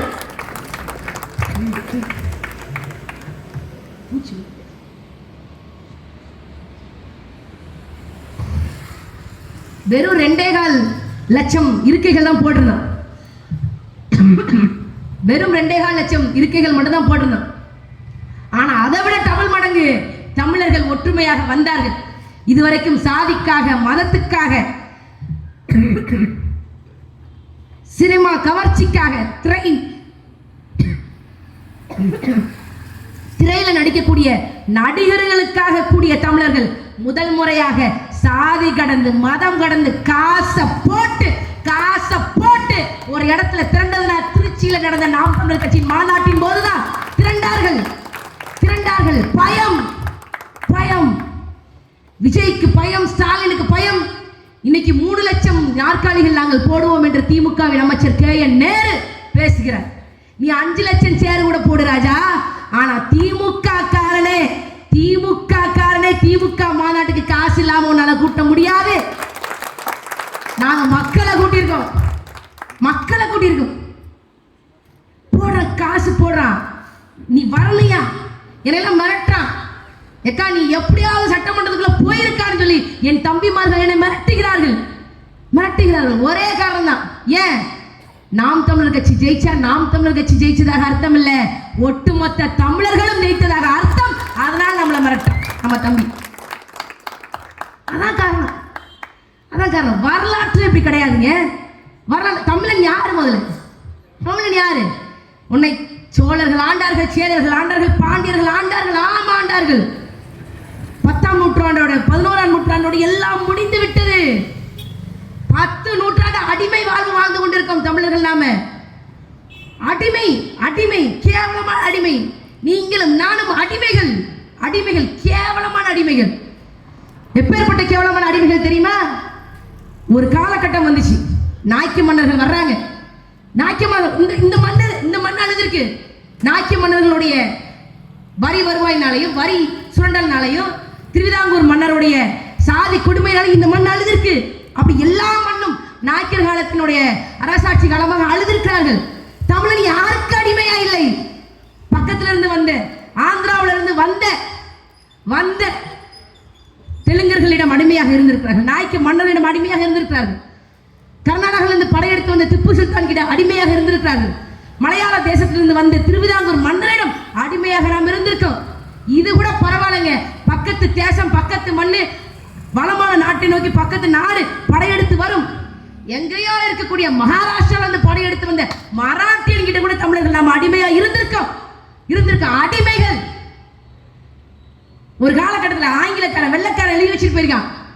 திருவள்ளூர், சென்னை, நாகப்பட்டினம், காரைக்கால் இந்த துறைமுகங்கள்ல இருந்து ஓராண்டுக்கு 5 லட்சம் தமிழர்களை அடிமைகளாக கப்பலை ஏற்றிட்டு போயிருக்கான். இன்னைக்கு மொரிஷியஸ்ல ரியூனியன் தீவுகள்ல ரப்பர் மரம் விளையுது, காப்பி மரம் விளையுதுல காரணம் என்ன? தமிழர்கள். நாம மொரிஷியஸ் தீவுல, ரியூனியன் தீவுகள்ல வழிபாடு இருக்கு. தமிழன் மாதிரியே வழிபாடு செய்யறான், தீச்சட்டி ஏந்துறான், உடம்புல அழகு குத்திக்கிறான். காரணம் என்ன? இங்க இருந்து போன அடிமை தமிழன். அவன் ஒரு ஆண்டுக்கு 5 லட்சம் தமிழர்கள் அடிமையாக ஏற்றிட்டு போயிருக்காங்க. சிங்கப்பூர்ல ரப்பர் தோட்டம், சிங்கப்பூர்ல காப்பி தோட்டம், ரப்பர் தோட்டம். மலேசியால காப்பி தோட்டம், ரப்பர் தோட்டம். யாரால வந்தது? மலையாள யாரால வந்து? நம்மால் வந்தது. அடிமைகளாக இருந்தோம். அந்த கப்பலுக்கு பேரு வெள்ளக்கார கூலி கப்பல் எழுதியிருக்கான். ஏன்? தமிழனாலே கூலி. அந்த கப்பலுக்கு பேரு கூலி கப்பல். அது வரைக்கும் வெள்ளக்காரனுடைய அகராதியில, வெள்ளக்காரன் டிக்ஷனரியில கூலி அப்படின்னா தமிழன் அப்படின்னா கூலின்னு இருக்கும். இந்த பூமி பந்துல, இந்த நிலப்பரப்புல ஒரே ஒரு இடத்துல மட்டும் தமிழர் உரிமை, தமிழ் மக்களினுடைய நலன், இந்த 3 காரணங்களுக்காக ஒரே ஒரு நிலப்பரப்புல ஒரு தமிழ் மகன் எழுந்து உலக வல்லாதிக்கத்தை எதிர்த்து அடிச்சா அப்படின்னா அது நம்முடைய தலைவர், தேசிய தலைவர் மேதகு பிரபாகரன் அவர்கள் மட்டும்தான். தேசிய தலைவர் தலையெடுக்கும் போதுதான் தமிழன் என்றால் கூலி என்பதை வெள்ளக்கார அடிச்சான். தமிழன் என்றால் புலிகள் என்று மாற்றி வச்ச. ஓராண்டு 2 ஆண்டு இல்ல, 30 வருஷம் சீனாக்காரன், அமெரிக்காக்காரனை எதிர்த்து, உலக வல்லாதிக்கங்களை எதிர்த்து தமிழர் தேசத்தை தலைநிமிர்ந்த தேசமாக மாற்றி வைத்தவர் நம்முடைய தேசிய தலைவர் மேதகு பிரபாகரன் அவர்கள். சும்மா தலைவர் இல்லை. அவர் கையில துப்பாக்கி வந்துருச்சுங்க. அவங்க சகோதரியுடைய கல்யாணத்தின் போது அவருக்கு போடப்பட்ட மோதிரத்தை வித்து துப்பாக்கி வாங்கிட்டாரு. துப்பாக்கிக்குள்ள போடுறதுக்கு குண்டு இல்ல. என்ன பண்ணிருப்பாரு? ஒரு சின்னஞ்சிறு 10 வயது பருவம் மகன் என்ன செஞ்சிருப்பாரு? தீக்குச்சில முன்னாடியில இருக்கக்கூடிய, மேல இருக்கக்கூடிய கருப்பு மருந்து இருக்கு பாத்தீங்களா, ரெட் பாஸ்பரஸ், ஒயிட் பாஸ்பரஸ், இதை வச்சு இதை எல்லாத்தையும் எடுத்து குண்டு தயாரித்து தமிழர்களை வேட்டையாடிய, தமிழர்களை உலக தமிழாராய்ச்சி மாநாட்டில் தமிழர்களை கண்மூடித்தனமாக தாக்கி கொன்றொழித்த யாழ்ப்பாண மேயர் ஆல்பர்ட் துரையப்பாவை ஒரு மகன், சின்னஞ்சிறு மகன் தீக்குச்சியினுடைய மருந்திலிருந்து குண்டு செய்து துப்பாக்கியை வச்சு ஆல்பர்ட் துரையப்பாவை வீழ்த்திய மகன் தமிழ் தேசிய தலைவர் மேதகு பிரபாகரன் அவர்கள். நாம சொல்லல தமிழர்களுக்கு என்று தலைவன் என்று, நாம மட்டும் சொல்ல, முதலாக தமிழர்களுக்கு ஒரு தலைவன் வந்துவிட்டான் என்று சிங்களவன் சொன்னான். எப்படி சொன்னான்? ஆல்பர்ட் துரையப்பாவை, யாழ்ப்பாண மேயர் ஆல்பர்ட் துரையப்பாவை சுட்டுக் கொன்றவன் பிரபாகரன். இவன் தலைக்கு இத்தனை விதிக்கிறோம். கண்டுபிடித்து தருபவர்களுக்கு பல லட்சம் ரூபாய் சன்மானம் அளிக்கப்படும் என்று தமிழர்கள் சொல்ல. சிங்களவன் சொன்னான், எதிரி காட்டினா உன் தலைவன் யார் என்று சொன்னான். அவர்களை தீவிரவாதிகள் என்பார்கள். தீவிரவாதிகள். பிரபாகரன் மக்களுக்காக போராடியவன் பிரபாகரனே தீவிரவாதி என்றால், குஜராத்தில் பல ஆயிரம் பேரை இனப்படுகொலை செய்த மோடி யாரு? அமித்ஷா யாரு? தமிழன் பாஜக கிட்ட இருக்கலாமா? பாஜக கட்சியில் தமிழன் இருக்கலாமா? இருக்கலாமா? பாஜக உலக உயிர்களுக்கு எதிரான கட்சி, தமிழர்களுக்கு எதிரான கட்சி மட்டுமில்ல, உலக உயிர்களுக்கு எதிரான கட்சி. பாஜக என்ன தெரியும்? என்ன தெரியும்? இங்க இருக்கக்கூடிய மக்கள் குமரினாலே பாஜக கோட்டை கோட்டை. ராஜா, நான் ரொம்ப ஒன்றை மட்டும் தெளிவா சொல்றேன். நீங்க பசுவுக்கு காஞ்ச வைக்க போட்டா கூட அது பாலா தரும். ஆனா நீங்க பாம்புக்கு பாலையே ஊத்துங்க, சத்துள்ள முட்டையே உடைச்சு ஊத்துங்க, பாம்பு என்னைக்கும் பால் தராது ராஜா. பாம்பு என்னைக்கு வசத்தை தான் வைக்கும். நீங்க பாஜக பால் முட்டை உங்களுடைய சொத்தெல்லாம் எழுதி வச்சாலும் பாஜக என்னைக்கு வசத்தை தான் இருக்கும். அது என்னைக்கு உங்களுக்கு நல்லது செய்யாது. நீங்க எங்களுக்கு ஓட்டே போடல, எங்களை நீங்க திரும்ப திரும்ப தோற்கடிச்சாலும் நாம் தமிழர் கட்சி பிள்ளைகள் இந்த மண்ணின் மக்களுக்காக உறுதியாக உண்மையாக நேர்மையாக நிற்போம். பாஜக அரசு நிற்குமா? இங்க பணியாற்றக்கூடிய, இங்க பாஜகவில் வேலை செய்யக்கூடிய என் சகோதரர்கள் நான் சொல்றேன், அதானியோடைய துறைமுகம் விளிங்கத்தில் துறைமுகம் இருக்கு. விளிங்கத்தில் துறைமுகம் கட்டுறாரு. ஃபேஸ் 2 வந்துருச்சு. 2ஆம் கட்ட விரிவாக்கம் விளிங்கத்தில் கட்டணும். திருநெல்வேலி, கன்னியாகுமரி தென்காசி மாவட்டத்தினுடைய மலை வளங்கள் கொள்ளை போகுது. யாருக்காக கொள்ளை போகுது? மோடியினுடைய நண்பர் அதானிக்காக கொள்ளை போகிறது. பாஜக ஏன் தடுக்கல? உங்க மண்ணு தானே, உங்க மலை தானே. அடுத்த தலைமுறை பிள்ளைகள் இங்க வாழணுமா வாழ வேண்டாமா? பிற்படுத்தப்பட்ட மக்களுக்கு பிசியில் இருக்கக்கூடிய மக்களுக்கு நான் சொல்றேன், பிசியில் இருக்கக்கூடிய மக்களுக்கு 1990 பிபி சிங் என்கின்ற பிரதமர் 27 விழுக்காடு கல்வி வேலை வாய்ப்புகளை இடஒதுக்கீடு கொண்டு வந்தார். மண்டல் கமிஷனுடைய அறிக்கை செயல்படுத்தினார். விபி சிங்கினுடைய அரசை கழுவி ஊற்றியது பாஜக. விபி சிங்கினுடைய அரசுக்கு பிசிக்கு பிற்படுத்தப்பட்ட மக்களுக்கு 27 விழுக்காடு இடஒதுக்கீடு கொடுக்க கூடாது என்று விபி சிங்கினுடைய அரசை கவிழ்த்தது பாஜக. அவர்கள் உங்களுக்கு உண்மையாக இருப்பார்களா? அது ஆரிய பிராமண கட்சி. பாஜக உங்களுக்கு உண்மையாக இருப்பார்களா? உங்கள் வீட்டு பிள்ளைகளுக்கு உறுதியாக இருப்பார்களா? இன்னைக்கு வரைக்கும் அந்த சட்டம் நடைமுறைக்கு வந்து 30 ஆண்டுகளுக்கு மேல, 35 ஆண்டுகளுக்கு மேலாகுது. இதுவரைக்கும் மத்திய அரசு வேலை வாய்ப்புகள், மத்திய அரசினுடைய கல்லூரிகள்ல, பள்ளிக்கூடங்கள் அந்த 27 இடஒதுக்கீடு முழுமையாக அவர்கள் பின்பற்றவில்லை. முழுக்க பிராமணர்களுக்காக நடத்தப்படக்கூடிய கட்சி பிற்படுத்தப்பட்ட மக்களுக்காக நிக்குமா? மிகவும் பிற்படுத்தப்பட்ட மக்களுக்காக நிக்குமா? பிசி எம்பிசிக்கு பாஜக நின்றுக்கா? கேட்டா சொல்லுவாங்க, மோடியோட முகத்தை காட்டுவாங்க. மோடி முதல்ல படிச்சிருக்கிறாரா? டிகிரி சர்டிபிகேட் இருக்கா மோடி கிட்ட? மோடி படிச்சு வேலைக்கு போனா தெரியும் பாஜக அரசு தனக்கு எப்பேற்பட்ட கொடுமை செஞ்சிருக்குன்னு மோடிக்கு தெரியும். எப்படி நீங்க பாஜக பயணிக்கிறீங்க எனக்கு புரியலையே. உங்க மண்ணை கொள்ளையடிக்கிறாங்க, துணை புரிகிறாங்க. அதுக்கு இங்க எம்ஆர் காந்தி அவர்கள் கன்னியாகுமரி மாவட்டத்தினுடைய எம்எல்ஏ இந்த பாரத மாதாவை மதிக்கிறார், பாரத மண்ணை மதிக்கிறார், காலில் செப்பலே போட மாட்டார். அப்ப மலையை கடத்திட்டு போறானே அதை என்ன சொல்லுவீங்க? அது பாரத மலை இல்லையா? இது பாரத மண்ணுப்பா, நான் ஒத்துக்கிறேன்ப்பா. பாரத மண்ணு நீங்க மிதிச்சா வந்து நீங்க புண்படுத்துறீங்க. உங்க மலையை ஒருத்த உடைச்சிட்டு போறானே அதுக்கு ஏதாவது பேசுவீங்களா? பாஜக மனுஷன் இருக்க முடியுமாங்க? இருக்க முடியுமா? பாபர் மசூதி இடிப்பை விட்டுருங்க. பாபர் மசூதி இடிப்பு, குஜராத் இனப்படுகொலை, இது அப்புறமா கூட பார்ப்போம். நீங்க இஸ்லாமியர்களுக்கு எதிரானவர்கள். ஜிஎஸ்டி கொண்டு வந்து பண மதிப்பிழப்பீடு கொண்டு வந்து யாருக்காக கொண்டு வந்தார்? நான் சொல்றேன், பாஜக அரசு ஆட்சிக்கு வர்றதுக்கு முன்னாடி நான் ஒரு ஆண்டுக்கு 2 கோடி வேலை வாய்ப்பை உருவாக்கி தருவேன்னு சொல்லி மோடி சொன்னார். ஆனா வந்து என்ன பண்ணாரு? இருக்கிற எல்லா வேலை வாய்ப்பை புடுங்கிட்டாரு. நாடு முழுக்க 10,000க்கு மேற்பட்ட சிறு குறு நடுத்தர தொழில்கள் மூடப்பட்டிருக்கு. காரணம் யார்? மோடி, அமித்ஷா. யாருக்காக ஆட்சி நடக்குது? அதானிக்காக ஆட்சி நடக்குது, அம்பானிக்காக ஆட்சி நடக்குது. உங்களுக்கும் எனக்கும் என்னைக்காவது ஆட்சி செஞ்சிருக்காங்களா? இல்ல. செய்ய மாட்டாங்க, செய்ய மாட்டாங்க. நீங்க யோசிச்சு பாருங்க, காங்கிரஸ் மதச்சார்பற்ற கட்சி, மதச்சார்பற்ற கட்சி, சிறுபான்மையினருக்கு பாதுகாப்பு காங்கிரஸ் பேசுவாங்க. 1992 பாபர் மசூதியை இடித்தது RSS சங் பரிவார கும்பல், அதுல மாற்றுக்கிறது கிடையாது. ஆனா அவனுக்கு இடிக்கிறதுக்கான தைரியத்தை கொடுத்தது யாரு? காங்கிரஸ். ராஜீவ் காந்தி கொடுத்தது ராஜீவ் காந்தி. ராஜீவ் காந்தி பிரதம அமைச்சராக இருக்கும் போது ராமாயணம் என்ற தொடரை சீரியல்ல டிடில போடுறாரு. வாரம் ஞாயிற்றுக்கிழமை காலை 10 மணிக்கு மக்கள்ல இந்தியா முழுக்க கோடிக்கணக்கான மக்கள் குளிச்சு கோயிலுக்கு போற மாதிரி சுத்த பத்தமா டிவி முன்னாடி வந்து உட்கார்ந்துருந்தது. அது வரைக்கும் ராமாயணம் என்கின்ற ஒரு கதை ஒரு புராணமா இருக்கலாம், புருட்டா இருக்கலாம் அப்படின்னு நினைச்சு கொண்டிருந்த மக்களுக்கு ராமாயணம் உண்மைதான், ராமன் உண்மைதான், சீதை உண்மைதான், ராவணன் உண்மைதான் என்று நம்ப வைக்க பெருமகன் ராஜீவ் காந்தி. மோடி சொல்லல, வாஜ்பாய் சொல்லல, ராமராஜ்யத்தை நாமல் அமைப்போம் அப்படின்னு சொல்லி பாஜக தலைவர் சொல்லல. ராமராஜ்யத்தை பத்தி பேசியது ராஜீவ் காந்தி. அயோத்தியிலிருந்து தேர்தல் பரப்புரை தொடங்கியது மோடி இல்லை, ராஜீவ் காந்தி. ராஜீவ் காந்தி மனசாட்சியோடு தொட்டு பாருங்க. கிறிஸ்தவர்கள், இஸ்லாமியர்கள் தங்களுக்கு பாதுகாப்பு. காங்கிரஸ் காங்கிரஸ் என்று எண்ணி 30 ஆண்டுகளுக்கு மேல ஓட்டு போடுறீங்களே.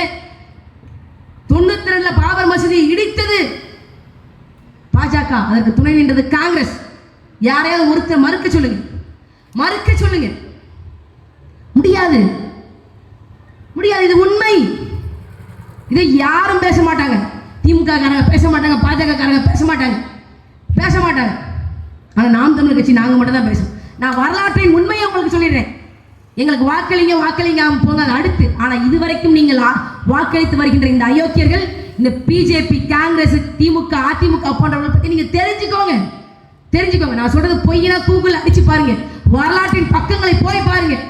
நம் முகத்துல காரி துப்பு, காரி துப்பு. காங்கிரஸை விட மிகப்பெரிய கொள்ளக்காரன் பாஜக, பாஜக விட மிகப்பெரிய அயோக்கியன் காங்கிரஸ்.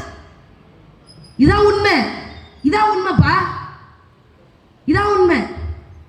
92 பாபர் மசூதியை இடித்த பாஜகவோடு 1990 பிசி மக்களுக்காக இடஒதுக்கீடு செய்த 27 விழுக்காடை எதிர்த்து VP சிங் அரசாங்கத்தை கவிழ்த்த பாஜகவோட கூட்டணி வைத்து முதல்ல பாஜக அரசை இந்திய நிலப்பரப்பு முழுக்க முழுமுதல் ஆட்சி 5 ஆண்டு காலம் ஆட்சியை கொடுத்தது திமுக. கேட்டா எங்களை பிடிஎம் சொல்வாங்க, நீங்க நாம் தமிழர் கட்சிக்கு ஓட்டு போடாதீங்க, பாஜக உள்ள வந்துடும். நாம் தமிழர் கட்சிக்கு ஓட்டு போட நாம் தமிழர் கட்சி தானே வரும், பாஜக எப்படியா வரும் கேட்பாங்க, பேசுவாங்க. 92 பாபர் மசூதியை இடித்து 90 மண்டல் கமிஷன் அறிக்கையை நிறைவேற்றிய பாஜகவோடு, அறிக்கையை நிறைவேற்றிய VP சிங்கை கவிழ்த்த பாஜகவோடு கூட்டணி வச்சது கருணாநிதி வச்சாரா? இல்ல நாம் தமிழர் கட்சியின் தலைமை ஒருங்கிணைப்பாளர் சீமான் அவர்கள் கூட்டணி வச்சார். 2002 குஜராத் இனப்படுகொலை ஆயிரக்கணக்கான இஸ்லாமியர்களை கொன்று அழித்தது மோடியும் இந்த அமித்ஷா கூட்டணியும் கொன்று குவிச்சா. கருணாநிதி பேசிய பேச்சு என்ன? குஜராத்தில் நடந்த இனப்படுகொலை அந்த மாநிலத்தின் உள்நாட்டு பிரச்சனை, அதில் நான் தலையிட முடியாது என்று பேசினார். மனுஷனா மனுஷனா பேச முடியாது என்று பேசியவர் கருணாநிதி. ஆனா நாங்க சொல்றோம் பாஜகவுக்கு நேரடியாக ஒரு சவால், நேரடியாக சவால். நீங்கள் ஆன்மீகத்தில் இருக்கிறீங்க, ஆன்மீகத்தில் இருக்கிறீங்க, நீங்களும் பாருங்க வீரத்தமிழர் முன்னணின்னு இருக்கிறீங்க, நீங்களும் வந்து முருகனை போட்டுறீங்க, நீங்களும் வந்து முப்பாட்டன் முருகனுங்கிறீங்க, ஆதிசிவன் பறையன்கிறீங்க. நாங்க சொல்றோம், நாங்க வரணும்னு நினைக்கிறோம், நாங்க வரணும் நினைக்கிறோம். நான் சொல்றேன் பாஜக பண்ணுமா? புல்லாய் பூடாய் புழுவாய் மரமாகி பல்விருகமாகி பறவையாகி பாம்பாகி கல்லாய் பேயாய் தேவராய் முனிவராய் பல்விருகமாகி முனிவராய் தேவராய் செல்லா நின்ற இத்தாவர சங்கமத்துள் எல்லா பிறப்பும் பிறந்து இழைத்தேன் எம்பெருமான் மெய்யே உன் பொன்னடிகள் கன்று இன்று வீடு உற்றேன் என்று பேசுறாரு திருவாசகத்துல. சிவன் கோயில பாஜக இதை ஒழிக்குமா? பல்லாண்டு பல்லாண்டு பல்லாயிரத்தாண்டு பல கோடி நூறாயிரம் மல்லாண்டத்தின் தோல் மணிவண்ணா உன் சேவடி செவ்வித்திருக்காப்பு என்ற வைணவ கோயில்ல, விஷ்ணு கோயில்கள்ல, பெருமாள் கோயில்கள்ல நாம் தமிழர் கட்சி இதை ஒழிக்கும், ஒழிக்கும். தமிழ்நாட்டு கோயில்கள்ல ஆதிசிவன் ஆதிசிவன் ஆதிப்பறையன் சிவனுக்கு தமிழ்ல வழிபாடு, தமிழ் கடவுள் முருகனுக்கு தமிழ்ல வழிபாடு, உருவாய் அருவாய் என்று தமிழ்ல கந்த அனுபவப்படுத்தி நாங்கள் தமிழ்ல வழிபாடு செய்வோம். பெருமாள் கோயில பல்லாண்டு பல்லாண்டு பாடி தமிழ்ல வழிபாடு செய்வோம். பாஜக இதை சொல்லுமா? இதை சொல்லுமா? சொல்லாது சொல்லாது. நாம் தமிழர் கட்சி ஏன் சிவனை போட்டுது, ஏன் முருகனை போட்டுது, ஏன் பெருமாளை போட்டுது? காரணம் என்ன? புரட்சியாளர் டாக்டர் அம்பேத்கர் சொல்றாரு, இங்க அரசியல் புரட்சி வெல்ல வேண்டும் என்றால் பண்பாட்டுல புரட்சி இருக்கணும், பண்பாட்டுல புரட்சி இருக்கணும். Political revolution is always followed by cultural revolution. இங்க பண்பாட்டுல புரட்சி இருக்கணும், அப்பதான் அரசியல் புரட்சி வரும். பண்பாடு எது புரட்சி? தனிப்பட்ட கார்த்தியாக்கு கடவுள் வழிபாட்டின் மேல நம்பிக்கை இருக்கலாம், இல்லாமல் போகலாம். எங்கள் அண்ணன் செந்தமிழன் சீமான் அவர்கள் கடவுள் வழிபாட்டின் மீது நம்பிக்கை இருக்கலாம், இல்லாமல் போகலாம். ஆனால் அண்ணன் செந்தமிழன் சீமான் அவர்கள் தமிழ்நாட்டின் உரிமைக்காக, தமிழர்களின் உரிமைக்காக ஒரு அரசியல் இயக்கம் கண்டு நடத்தி கொண்டிருக்கின்றார். ஒரு இயக்க மக்களுக்கு, ஒரு இனத்தின் மக்களுக்கு இயக்கம் நடத்தும் போது அந்த மக்களுடைய அரசியல் விடுதலையை, பொருளாதார விடுதலையை, சமூக விடுதலையை மட்டும் ஒரு தலைவன் பேசக்கூடாது, பண்பாட்டு விடுதலையும் பேசணும். கம்யூனிசம் நல்ல கொள்கை, ஆனால் கம்யூனிசம் இன்னைக்கு உலகம் முழுக்க தோற்று போவது காரணம் என்ன? ஒரு மனிதனை வெறும் பொருளாதார தேவைகளால் மட்டுமே அளவீடு செய்தது கார்ல் மார்க்சினுடைய மிகப்பெரிய தோல்வி. கார்ல் மார்க்சினுடைய மிகப்பெரிய தோல்வி. ஒரு மனிதன் வெறும் பொருளாதார தேவைக்காக உயிர் வாழ்வன் கிடையாது. ஒரு மனுஷனுக்கு இன்னைக்கு இல்லைனாலும் என்னைக்காவது ஒரு நாள் தான் யார், தான் ஏன் இங்கே பிறந்திருக்கோம், இந்த எனக்கும் இந்த இயற்கைக்கும் இருக்கக்கூடிய தொடர்பு என்ன, எனக்கும் இந்த வானத்துக்கும் என்ன தொடர்பு, எனக்கும் இந்த மண்ணுக்கும் என்ன தொடர்பு என்று ஒவ்வொரு மனுஷனும் சிந்திக்கிறான். அதுதான் ஒரு பண்பாட்டு தேவையாக ஒரு மனுஷனுக்கு இருக்கு. அதைத்தான் நாம் தமிழர் கட்சி நாங்க சொல்றோம். பண்பாடு வேணும். உனக்காக உழைத்தவன், உன் மொழியை வளர்த்தவன் முப்பாட்டன் முருகன் என்று பேசும். முப்பாட்டன் முருகன் என்னை படைத்தவன் என்பதற்காக இல்ல. தொல்காப்பியம் சொல்லுது, நிலம் நீர் தீ வழி விசும்போடு ஐந்தும் கலந்த மயக்க உலகம். நான் சொல்றேன், ரொம்ப தைரியமா சொல்றேன், எங்களுக்கு நம்பிக்கை இல்லை. யாரோ ஒருத்தர் கடவுள்ங்கிற பேர்ல உலக உயிர்களை படைத்தார் என்ற நம்பிக்கை கிடையாது. 50 மாற்றங்கள், நிலம் தீ நீர் வழி விசும்போடு. விசும்புனா ஆகாயம், வழினா என்ன காற்று, தீ நெருப்பு, நிலம், இதெல்லாம் சேர்ந்து நீர், இதெல்லாம் இந்த 50 மாற்றங்கள், பஞ்சபூதங்கள் என்று சொல்வாங்க. 50 மாற்றங்கள் சேர்ந்து உருவானதான் அந்த உலக உயிர்கள். அலர் முதல் அகிலம் தோன்றியது இப்படித்தான். முதல்ல உயிர்கள் தோன்றியது எங்க? கடல்ல தோன்றியது, இந்த குமரி முனையில தோன்றியது. எல்லா கட்சியும் குமரி முனை கடைசி வச்சிருப்பான். ஆனா நாம் தமிழர் கட்சியின் தலைமை ஒருங்கிணைப்பாளர் எங்கள் அண்ணன் செந்தமிழன் சீமான் அவர்கள் மட்டும்தான் எந்த வேட்பாளர் அறிமுக கூட்டமாக இருக்கட்டும், 2024 நாடாளுமன்ற தேர்தலாக இருக்கட்டும், 2026 சட்டமன்ற தேர்தல் வேட்பாளர் அறிமுக கூட்டமாக இருக்கட்டும், தலை இந்தியாவுக்கு வேணா குமரி முனை காலாக இருக்கலாம், காலடியாக இருக்கலாம். ஆனால் தமிழர்கள் 8 கோடி தமிழர்களுக்கும் குமரி முனையே தலை. குமரி முனை தலை. என்னைக்காக இருந்தாலும் தமிழன் வரலாறு குமரி முனையில் இருந்தால் தோன்ற வேண்டும். ஏன் குமரி முனையிலிருந்து கொஞ்சம் அந்த பக்கம் போய் விழுந்துட்டோம்னு வச்சுக்கோங்களேன், நம்ம வரலாறு அங்கே புதைஞ்சு கிடக்கு. பேசுவோம் குமரி கொண்ட கண்டம்லாம் ஒரு ஹைப்போதெட்டிக்கல், ஒரு கான்ஸ்பிரசி தியரி தானையா? தொல்லியல் துறையை குமரி முனைக்கு கீழே இறக்கி விடு. தமிழன் வரலாறு அங்கே இருக்கா இல்லையா?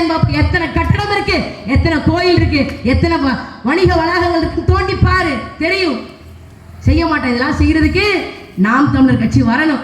ஏன் நாம் தமிழர் கட்சி வரணும்? சும்மா வரணும் இல்லை. நாம் தமிழர் கட்சி வந்தா என்னங்க செய்யும்? நாங்க வந்தா மீனவர்கள் பாதுகாப்பை உறுதி செய்வோம். மீனவர்கள் பாதுகாப்புனா என்னது? மீனவர்களுக்கு என்ன கொடுக்குறாங்க? இங்க 10ஆவது தொகுதியில நான் மீனவர்களை பத்தி ஏன் பேசணும்னு யோசிக்கக்கூடாது. ஒட்டுமொத்த கன்னியாகுமரி மக்களுக்கு மட்டுமில்லை, தமிழ்நாட்டின் கடற்கரை கிராமங்கள் எல்லாத்துக்கும் சேர்த்து தான் பேசணும். என்ன பேசுறோம்? அண்ணன் ஒக்கி புயலை பத்தி பேசினாங்க. ஒக்கி புயல் இருக்கக்கூடிய மீனவர்களை காப்பாற்ற முடியல. இனிமேல் ஒரு ஒக்கி புயல் வந்தாலாவது இங்க இருக்கக்கூடிய மீனவர்களை காப்பாற்ற முடியும் நீங்க நினைக்கிறீங்களா? முடியாது. ஏன்னா மீனவர்களுக்கு கொடுத்துருக்கக்கூடிய ஆயுதம், அந்த கருவிக்கு பேர் டேட். அந்த கருவி மூலமாக வரக்கூடிய ஃப்ரீக்வன்சி, தகவல்கள் ஃப்ரீக்வன்சி 402.75 மெகாஹெர்ட்ஸ் தான் வரும். ஒக்கி புயலின் போது அந்த கருவி தான் வச்சிருந்தாங்க. அந்த கருவி எதன் மூலமாக சிக்னலை கொண்டு வர? நமக்கு இன்சாட் 3A ஒரு சேட்டலைட் மேலே ஓடுது, விண்வெளியில ஓடுது, விண்கலம் ஓடுது. அந்த சேட்டலைட் மூலமாக தான் நமக்கு செய்தி வரணும். அந்த சேட்டலைட் இன்சாட் 3A அப்படிங்கிற சேட்டலைட் காலாவதியாகி பல ஆண்டுகள் ஆயிடுச்சு. பிளக்க பிடிங்கி விட்டாங்க. அதுக்கப்புறம் ஒக்கி புயலுக்கு அப்புறம் இன்சாட் 3Dங்கிற சேட்டலைட் மூலமாக அது கொண்டு வருது. இன்சாட் 3D சேட்டலைட் எதற்காக கொண்டு போனது? ஆழ்கடல்ல தேடுதலுக்காக, மீட்புக்காக அந்த விண்கலம் ஏவப்பட்டது. அந்த விண்கலம் எப்ப செயல்படும்? 406 மெகாஹெர்ட்ஸ் வந்தா தான் அது செயல்படும். ஆனா நீ மீனவர்களுக்கு எப்படிப்பட்ட டாட்டுக்கறி கொடுத்துருக்க? 402 மெகாஹெர்ட்ஸ் தான் வேலை செய்யும். இன்னொரு உக்கி புயல் வந்தாலும் ஆழ்கடலில் மீன்பிடிக்க சென்ற மீனவர்களை தமிழ்நாட்டு அரசாங்கத்தால் மட்டுமல்ல இந்திய அரசாங்கத்தால், உலகத்தில் இருக்கக்கூடிய எந்த அரசாலும் தமிழ்நாட்டு மீனவர்களை காப்பாற்ற முடியாது. ஏன்னா அவன் ஒரு ஃப்ரீக்வன்சி வச்சிருக்கான். மேல இருக்கக்கூடிய ஃப்ரீக்வன்சி வேற. கண்டுபிடிக்க முடியாது, தேட முடியாது, ஒண்ணும் பண்ண முடியாது. நேவி என்ன சொல்ற? 30 நாட்டிகள் மேலுக்கு தான் நான் போவேன், அதுக்கு மேல போக மாட்டேன். அப்புறம் உனக்கு எதுக்கு சம்பளம்? நாம் தமிழர் கட்சி நாங்க தான் சொல்றோம். எப்படி நிலத்துல காவல் படை இருக்கோ, டிஎஸ்பி இருக்கிறாங்க, எஸ்பி இருக்கிறாங்க, எஸ்ஐ இருக்காங்க, கான்ஸ்டபிள் இருக்காங்க, ரைட்டர் இருக்காங்களோ, அதே மாதிரி கடலுக்குள்ளும் ஒரு காவல்துறை கட்டமைப்பை நாம் தமிழர் கட்சி கொண்டு வரும். அதற்கு பெயர் தான் நெய்தல் படை. டிஜிபி இருப்பாங்க, அங்கேயும் டிஜிபி இருப்பாங்க, ஏடிஜிபி இருப்பாங்க, எஸ்பி இருப்பாங்க, டிஎஸ்பி இருப்பாங்க, இன்ஸ்பெக்டர் இருப்பாங்க, இன்ஸ்பெக்டர் ஜெனரல் இருப்பாங்க, எல்லாம் இருப்பாங்க. உங்களுக்கு பார்க்க காமெடியா இருக்குல்ல? நாம் தமிழர் கட்சி வருது. ஒட்டுமொத்தமாக இங்க இருக்கக்கூடிய லட்சக்கணக்கான மீனவர்களுக்கு நாம் தமிழர் கட்சி ஒரு விண்கலம் ஏவும். விண்கலம்னா ஏவ முடியாது. 200 கோடிங்க ஒரு விண்கலம் ஏவ. 200 கோடி இருந்துட்டு போகுது. ஒரு ஆண்டுக்கு இந்த மீனவர்கள் பிடித்து வரக்கூடிய மீனை எக்ஸ்போர்ட் பண்ணா, நான் டொமஸ்டிக் பர்பஸ் சொல்லல, உள்நாட்டு தேவைக்கு இல்ல, வெளிநாட்டுக்கு எக்ஸ்போர்ட் பண்ணக்கூடிய மீன்களுடைய மதிப்பு மட்டும் 40,000 கோடிக்கு மேல அந்நிய செலாவணி ஈட்டு தரக்கூடிய மீனவர்களுக்கு 200 கோடிக்கு விண்கலம் ஏவ முடியாதா? நாம் தமிழர் கட்சி உறுதியாக செய்யும். மீனவர்கள் பாதுகாப்பை உறுதி செய்யும். நான் ஒண்ணு சொல்றேன், மீனவர்களை எவனும் அடிக்க முடியாது. 800க்கும் மேற்பட்ட மீனவர்களை அடிச்சு கொன்னுட்டான். ஆனா எங்கள் ஆட்சியில மீனவர்களுடைய பாதுகாப்பை உறுதி செய்யும். உனக்கு எது வராது. அப்படியே ஏதோ ஒரு காரணத்தின் மூலமாக நீங்க அடிபட்ட உங்களுக்கு ஒரு ஃப்ளோட்டிங் ஆம்புலன்ஸ் வச்சிருப்போம். எப்படி ஃப்ளோட்டிங் காவல்துறை இருக்கோ அதே மாதிரி உங்களுக்கு ஏதாவது ஒரு பிரச்சனை அப்படின்னா நீங்க எங்களுக்கு தகவல் கொடுத்தா போதும், ஆம்புலன்ஸ் இங்க இருந்து அங்க போகும். உங்களை காப்பாற்ற வேண்டிய பெரும் பொறுப்பு எனக்கு. கடலும் கடற்கரையும் மீனவர்களுக்கு மட்டும்தான் சொந்தம். ஏன்? அந்த ஆட்சி அதிகாரம்லாம் வர்றதுக்கு முன்னாடியே வரலாற்று பூர்வமாக கடலும் கடற்கரையும் மீனவர்களுக்கு சொந்தமாக இருந்தது. நாங்க சும்மா வளர்ச்சி திட்டம் எதை வச்சு வளர்ச்சி பண்ணுவேன்? அரசு பணி, வேளாண் பணி அரசு பணி, ஆடு மாடு மேய்க்கல் அரசு பணி. ஏங்க ஆடு மாடு மேய்க்கிறதுல அரசு பணியா இருக்க முடியுமா? அப்போ உங்க ஐயா ஸ்டாலின் 100 கோடி ரூபாய்க்கு அதிநவீன பால் பண்ணை திறக்கிறாரே. அந்த அதிநவீன பால் பண்ணையில ஒரு நாளைக்கு 2 லட்சம் லிட்டர் பாலை சுத்திகரிப்பு செய்வாங்க. ஒரு அதிநவீன பால் பண்ணை 100 கோடி ரூபாய்க்கு நாமக்கல் மாவட்டத்தில் 2 லட்சம் பால் வருதா? 2 லட்சம் பால் எங்க இருந்து வரும்? ஸ்டாலின் வீட்டு பைப்பு திறந்தா வருமா? மாடு மேய்க்கணும். மாடு எதுல மேய்ப்ப? மேய்ச்சல் நிலத்துல மேயணும். ஒவ்வொரு ஊராட்சிக்கும் மேய்ச்சல் நிலத்தை உறுதி செய்யும். கூட்டுறவு பால் வங்கியில அதுல பால் ஊற்றக்கூடிய அத்தனை தாய்மார்கள் நாம் தமிழர் கட்சி ஆட்சியில் அரசு பணியாளர்களா மாத்துவோம். எப்படிங்க காசு கொடுப்பீங்க? சம்பளம் எங்க இருந்து கொடுப்பீங்க? சம்பளத்தை பத்தி நீங்க எதுக்கு கவலைப்படுற? ஆனா மனோ தங்கராஜ் அவர்கள் இவ்வளவு கஷ்டப்பட்டு சொத்து சேர்க்கிறது யாருக்காக? அவருக்காக சொத்து சேர்க்கிறாரா? இந்த திமுகவின் அமைச்சர் KN நேரு, வேலு, துரைமுருகன், தூத்துக்குடி அமைச்சர் கீதா ஜீவன், ஐதா ராதாகிருஷ்ணன் எது கஷ்டப்பட்டு சொத்து சேர்க்கிறான்? எல்லாம் நமக்கு தான் சொத்து சேர்க்கிறான். சீமான் வருவாப்ல, வேளாண் பணி அரசு பணியா மாத்துவாப்ல, ஆடு மாடு மேய்க்கல் அரசு பணியா மாத்துவாங்க. கொடுக்கிறது கஜானால காசு இருக்காது. காரணம் என்ன? 70 ஆண்டுகளாக இவங்க மாறி திமுக அதிமுக மாறி ஆட்சி செய்து இங்க இருக்கக்கூடிய நீர்நிலைகளை தூர்வாருங்க அப்படின்னா தமிழ்நாட்டு அரசு கஜானாவை தூர்வாரிட்டு இருக்காங்க. இல்ல காசு இல்ல. காசு எப்படி கொண்டு வர எனக்கு தெரியும். எங்க அண்ணன் செந்தமிழன் சீமானவர்கள் தெரியும். நீங்க என்ன பெரிய அறிவாளியா? ஆமா, பெரிய அறிவாளிதான். தமிழ்நாட்டின் முதலமைச்சர் MK ஸ்டாலின் நந்தனம் ஆர்ட்ஸ் காலேஜ் டிராப் அவுட் ஆன மகன். படிக்கல, டிகிரி கிடையாது. ஆனால் எங்கள் அண்ணன் செந்தமிழன் சீமான் அவர்கள் BA எக்கனாமிக்ஸ். சும்மா இல்ல, படிப்பு மட்டும் இல்ல, உலகத்துல எல்லா பேரும் சொன்னா பணமதிப்பிழப்பீடு நடவடிக்கை 500 ரூபாய் 1000 ரூபாய் செல்லாது. ஹேட்ஸ் ஆஃப், சூப்பரான நடவடிக்கை. ஊழல் ஒழிஞ்சு லஞ்சம் ஒழிஞ்சு அப்படின்னா இந்திய நாட்டில் ஒரு அரசியல் கட்சியின் தலைவர் 100 ரூபாய் 500 ரூபாய் 1000 ரூபாய் பணமதிப்பிழப்பீடு செய்தால் நாடு சுத்தமாக மாறாது. நோட்டை மாத்தாத, நாட்டை மாத்து, நாட்டு அமைப்பு மாத்து, சிஸ்டத்தை மாத்து என்று சொன்ன ஒரே தலைவர் எங்கள் அண்ணன் செந்தமிழன் சீமான் அவர்கள் மட்டும்தான். எங்களுக்கு பொருளாதாரமும் தெரியும், ஆடு மாடு மேய்க்கவும் தெரியும் தெரியும். அதனாலதான் சொல்றோம், மீன் வளம் முக்கியம், மீனவர்கள் முக்கியம், மீன் வளம் முக்கியம், கடல் வளம் முக்கியம், நீர் வளம் முக்கியம், எல்லாம் முக்கியம். நாங்க கொண்டு வருவோம் வளர்ச்சி திட்டங்கள்னா இங்க இருக்கக்கூடியதை மட்டும் பேசுறதில்லை. சும்மா இல்லை சிங்கப்பூரா மாத்துவேன், துபாயா மாத்துவேன், அதெல்லாம் இல்லை. எப்பா ராஜா, நீ 5 லட்சம் கோடி அடிச்சிருக்க, கண்ணு முன்னாடி அடிச்சிருக்க. நீ துபாயில போய் அதை முதலீடு செஞ்சாலும் சரி, லண்டன்ல போய் முதலீடு செஞ்சாலும் சரி, தமிழ்நாட்டு மக்களுக்கு வர வேண்டிய வரிப்பணம் நீ செவ்வாய் கிரகத்துல போய் நீ முதலீடு செஞ்சு வச்சாலும் சரி, நாம் தமிழர் கட்சி பிள்ளைகள் ஆட்சிக்கு வரும்போது உங்க பிடரி மயில புடிச்சிட்டு வந்து தமிழ்நாட்டு மக்களுக்கு சேர வேண்டிய அரசு கஜானா பணத்தை சேர்ப்போம், உறுதியா சேர்ப்போம். ஊழல் இல்லாத, லஞ்சம் இல்லாத நேர்மையான ஆட்சி அமைய நாம் தமிழர் கட்சி விவசாய சின்னத்துக்கு வாக்களி. இலவசம் கொடுக்க மாட்டோம். அதிமுக 2000 தரான், திமுக 1000 ரூபாய் தரான், இந்த புதுசா வந்திருக்கவன் 2500 ரூபாய் தரான். நீ என்ன தருவேன்? நான் ஒண்ணும் தர மாட்டேன். ஆனா உன் வீட்டு மகள் பள்ளிக்கூடத்துல போய் படிக்கிறதுக்கு, கல்லூரிகள்ல போய் படிக்கிறதுக்கு, பணியிடங்களை போய் பணிபுரியறதுக்கு பாதுகாப்பான சூழலாக நான் இந்த தமிழ்நாட்டை மாற்றி காட்டுறேன். யோசிச்சு பாத்தீங்களா? 10 வருஷத்துக்கு முன்னாடி இந்த முட்டைக்காடு பகுதியில் கன்னியாகுமரி மாவட்டத்தில் 10 மணிக்கு ஒரு பொம்பளை பிள்ளை வந்து அரசியல் பொதுக்கூடத்தில் வந்து பேசணும். கனவு வந்தீங்களா? காரணம் யாரு? நான் வந்து பேசுவதற்கு காரணம், ஒரே காரணம், the one and only reason, எங்கள் அண்ணன் செந்தமிழன் சீமான் அவர்கள் மட்டும்தான். அவருக்கு இந்த விதை விதைத்தவர் யாரு? தமிழர்களுக்கு என்று இருக்கக்கூடிய ஒரே தலைவர், ஒப்பற்ற தலைவர், தேசிய தலைவர் மேதகவி பிரபாகரன் அவர்கள் தான். 50 விழுக்காடு இருக்கக்கூடிய பெண்களுக்கு, மக்கள் தொகையில் 50 விழுக்காடு இருக்கக்கூடிய பெண்களுக்கு அரசியலிலும் சமபங்கு வழங்கிய ஒரே கட்சி நாம் தமிழர் கட்சி மட்டும்தான். சட்டமன்ற தேர்தலில் 234 117 சட்டமன்ற தொகுதிகளில் பெண்களை வேட்பாளர்கள் களமிறக்கியிருக்கோம். நாடாளுமன்ற தேர்தலில் 40 நாடாளுமன்ற தொகுதியில் 20-40 நாடாளுமன்ற தொகுதியில் பெண்களை வேட்பாளர்கள் களமிறக்கிறது. பெண் விடுதலை இல்லையே, மண் விடுதலை இல்லை. அது கொண்டு வாங்க. ஓட்டு போடுறதுக்கு முன்னாடி உதயசூரியனுக்கு ஓட்டு போடலாம். நம்மளுடைய பால்வளத்துறை அமைச்சர் மனோ தங்கராஜுக்கு இன்னொரு வாய்ப்பு கொடுக்கலாம். பால்வளத்துறை அமைச்சர் மனோ தங்கராஜுக்கு திரும்ப ஓட்டு போடும் போது கிருஷ்ணகிரியில் திமுகவினுடைய இளைஞரணி செயலாளர் 2.5 வயசு பிள்ளைய, கிருஷ்ணகிரியில 2.5 வயசு பிள்ளைய பாலியல் வன்கொடுமை செய்து கொலை செய்து உங்க மனசுக்கு ஞாபகம் வரணும். நீ வெத்த பிள்ளைக்கு, நீ கட்டிய மனைவிக்கு, உன்னோடு பிறந்த அக்கா தங்கச்சிக்கு இந்த நாட்டில் பாதுகாப்பு வேண்டும் என்றால் மறக்காம வாக்களிங்க நாம் தமிழர் கட்சியின் விவசாய சின்னத்திற்கு.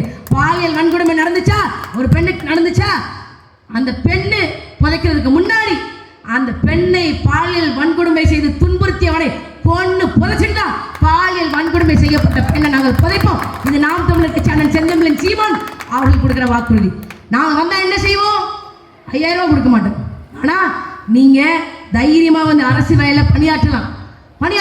காந்தி சொன்னாரு, இரவு 12 மணிக்கு கழுத்து முழுக்க நகை போட்டு, தங்க நகை போட்டு என்னைக்கு ஒரு பெண் இந்திய வீதிகளில் தைரியமாக நடக்கிறாளோ அன்னைக்கு தான் இந்திய நாட்டிற்கு உண்மையான விடுதலை வந்துவிட்டது என்று நான் கூறுவேன் என்று சொன்னார். காந்தி சொன்னதை கரிசக்காட்டு மண்ணிலிருந்து வந்து ஒட்டுமொத்த தமிழ்நாட்டு அரசியலும் தன்னுள்ளே வைத்திருக்கக்கூடிய எங்கள் அண்ணன் செந்தமிழன் சீமான் அவர்கள் ஆட்சி காலத்தில் கட்டாயம் காந்தி சொன்னதை நிறைவேற்றி காட்டுவோம். அதற்கு ஒரு வாய்ப்பு கொடுங்க. தரமான கல்வி, தரமான மருத்துவம், தூய குடிநீர், இது மட்டும்தான் இலவசம். இங்க இருக்கக்கூடிய நீர்வளம், நிலவளம், காட்டு வளம், கனிம வளங்களை போற்றி பாதுகாத்திட நீங்கள் வாக்களிக்க வேண்டிய சின்னம் நாம் தமிழர் கட்சியின் விவசாய சின்னம். உண்மையானவர்கள், நேர்மையானவர்கள், உழைப்பாளிகள் வாக்களிக்க வேண்டிய சின்னம் நாம் தமிழர் கட்சியின் விவசாய சின்னம். இங்க பத்மநாபபுரம் சட்டமன்ற தொகுதியில நாம் தமிழர் கட்சியின் வேட்பாளராக கிட்டத்தட்ட 70 குளங்களை, 70 நீர்நிலைகளை சுத்தப்படுத்தி மண்ணின் மகனாக போட்டியிடக்கூடிய எங்கள் அண்ணன் சீரன் அவர்களுக்கு நாம் தமிழர் கட்சி விவசாய சின்னத்தில் வலிமை மிக்க உங்களுடைய வாக்குகளை தாருங்கள் என்று கேட்டு விடைபெறுகின்றேன். நன்றி, வணக்கம். நாம் தமிழர், தமிழ்த்தாய் வாழ்க, தலைவர் பிரபாகரன் வாழ்க.